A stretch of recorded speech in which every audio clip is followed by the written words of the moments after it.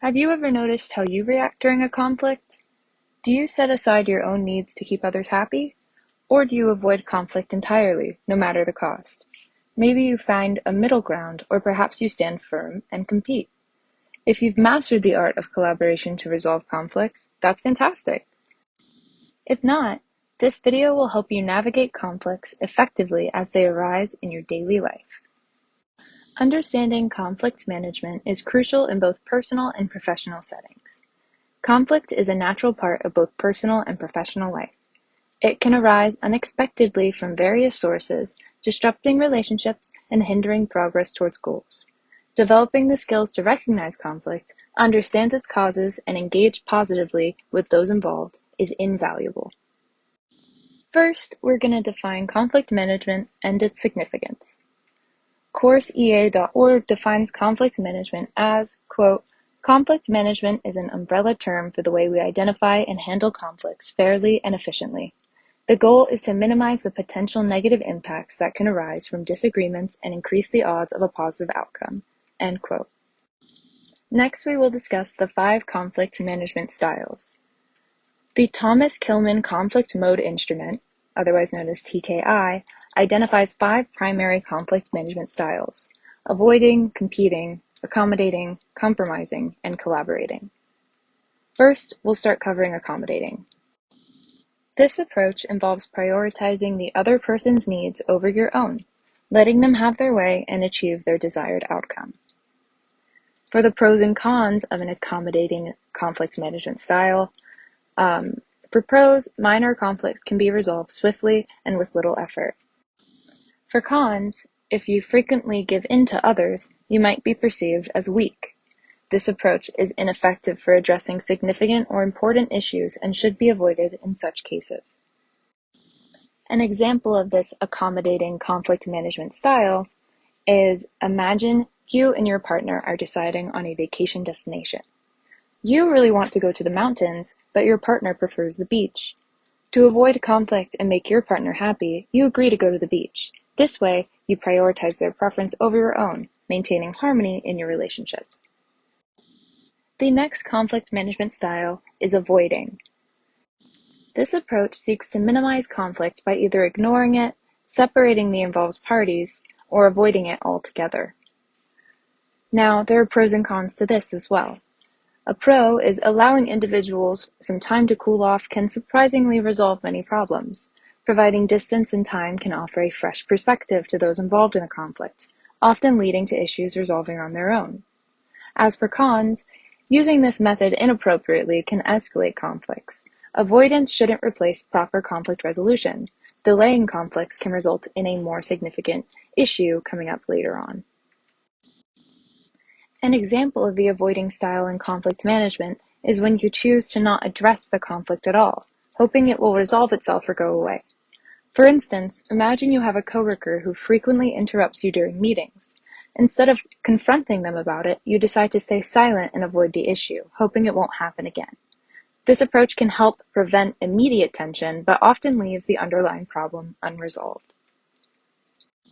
The third conflict management style is compromising, which is finding a middle ground where both parties give up something.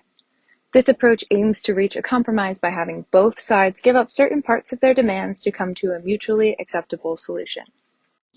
As for the pros and cons of compromising, for the pros, conflict can be resolved swiftly, and those involved will gain a better understanding of each other's viewpoints. Compromise can pave the way for future collaboration and ensures both parties feel acknowledged. As for the cons, neither party is entirely satisfied with compromising. Sometimes one side may feel they gave up too much, making them reluctant to compromise in the future. An example of the compromising style is when 2 friends are deciding where to eat dinner. One friend wants to go to an Italian restaurant, while the other prefers sushi. After some discussion, they agree to go to a fusion restaurant that offers both Italian and Japanese dishes.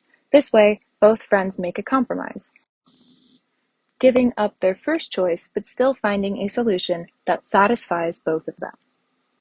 The fourth conflict management style, competing, is holding firm to your position. This approach involves refusing to compromise or consider others' viewpoints. One party insists on their way of handling the situation and doesn't relent until they achieve their desired outcome. There are a few pros and cons to this competing style. For the pros, individuals using this style demonstrate strength and unwavering principles. Conflicts are resolved quickly since there is no room for disagreement or discussion. As for the cons, this style can make individuals appear unreasonable and authoritarian. Resolving conflicts by suppressing dissent won't lead to satisfaction from either party, nor will it typically result in the best solutions. Now for an example. Imagine you're playing in a basketball game, and it's the final moments with the score tied. You believe you have the best chance of making the winning shot, so you insist on taking the ball and going for the shot yourself, despite your teammates' suggestions to pass. This assertive approach aims to secure a win for your team, but it might also cause friction if your teammates feel their contributions are being overlooked. Collaborating, the final conflict management style, is collaborating to achieve a mutually beneficial solution. This method yields the best long-term outcomes, but is often the most challenging and time-consuming to implement. It involves considering the needs and desires of all parties to find a solution that satisfies everyone. Typically, this requires all parties to sit down, discuss the conflict, and negotiate a resolution together. There are also pros and cons for this collaborating style. For the pros, everyone is satisfied with the outcome. The solution efficiently addresses the core issues of the conflict. Now for the cons, this approach can be very time-consuming. Finding a solution may delay deadlines or production, depending on the parties involved, potentially leading to losses. An example of the collaborating style is in a community setting. Imagine a neighborhood is planning a new park, but there are differing opinions on what features it should include. Some residents want a playground for children, while others prefer a garden space for relaxation.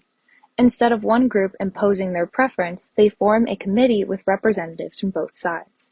Through open discussions and brainstorming sessions, they come up with a design that includes both a playground and a garden area, ensuring that everyone's needs are met. This collaborative approach not only resolves the conflict, but also strengthens community bonds. Now that we've discussed all of the conflict management styles, here are some tips on selecting the appropriate style based on the situation. When determining the best conflict management style, consider the importance of the issue. For high-stakes matters, collaborating is ideal, while accommodating or avoiding may be suitable for less critical issues. The nature of the relationship also plays a role. If the relationship is important, accommodating or compromising is preferable, whereas competing might be appropriate for less significant relationships. Time constraints are another factor. Urgent situations may require competing or compromising, while ample time allows for collaborating. Power dynamics should be considered as well. With equal power, collaborating or compromising works best, but with a power imbalance, accommodating might be necessary. Aligning your approach with personal or organizational values is critical. For short-term consequences, avoiding might be effective, but for long-term outcomes, collaborating is better.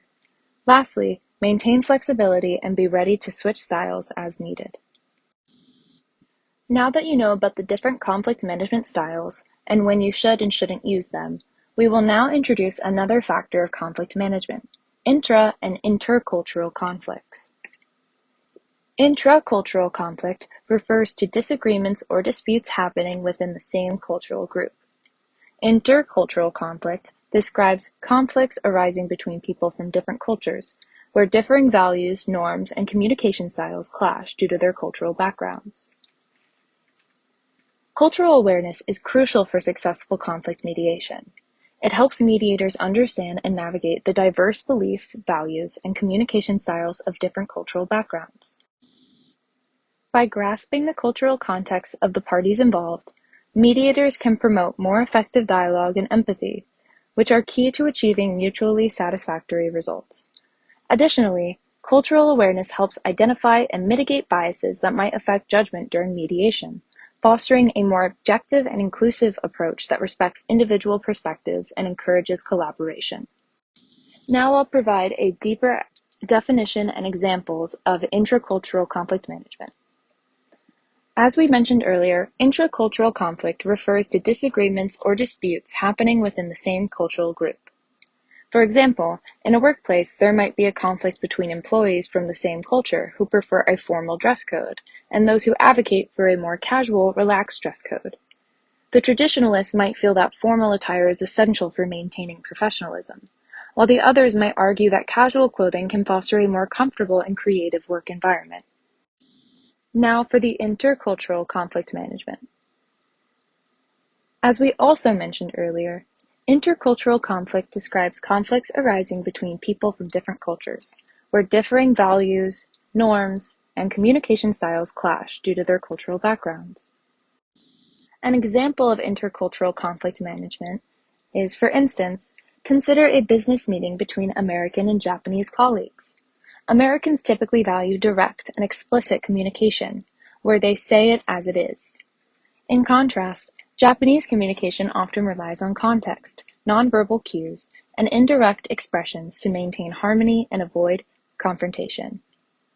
During the meeting, the American might perceive the Japanese colleague's indirect responses as evasive or unclear, while the Japanese colleague might find the American's directness to be rude or overly aggressive. To effectively manage intercultural conflicts, it is essential to recognize and respect different conflict styles, such as direct versus indirect communication. Cultural sensitivity involves being aware of and respecting these differences, including various communication styles, values, and norms. Encouraging open and honest dialogue is crucial, as it creates a safe space where all parties feel comfortable expressing their thoughts and feelings. Mindful listening and reframing statements can help avoid misunderstandings, while active listening, paying close attention without interrupting, shows respect for the other person's viewpoint and aids in understanding their perspective. Providing cultural awareness training can increase understanding of different cultures and prevent conflicts from arising. By implementing these strategies, individuals and organizations can better manage intercultural conflicts and foster a more inclusive and harmonious environment. To summarize, this video covered the many types of conflict management styles, as well as the difference between intra- and intercultural conflict management. Adapting conflict management strategies to different cultural contexts is important because it shows respect for cultural norms and values, it enhances clarity by aligning with different communication styles, it builds trust and support, it prevents assumptions and respects individual differences, it fosters an inclusive environment, it reduces the risk of conflicts worsening, and it promotes mutual understanding and empathy. Reflecting on your conflict management style and considering cultural factors can enhance your effectiveness in resolving conflicts.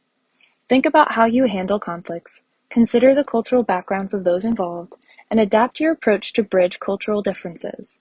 This promotes better understanding, communication, and cooperation in your interactions.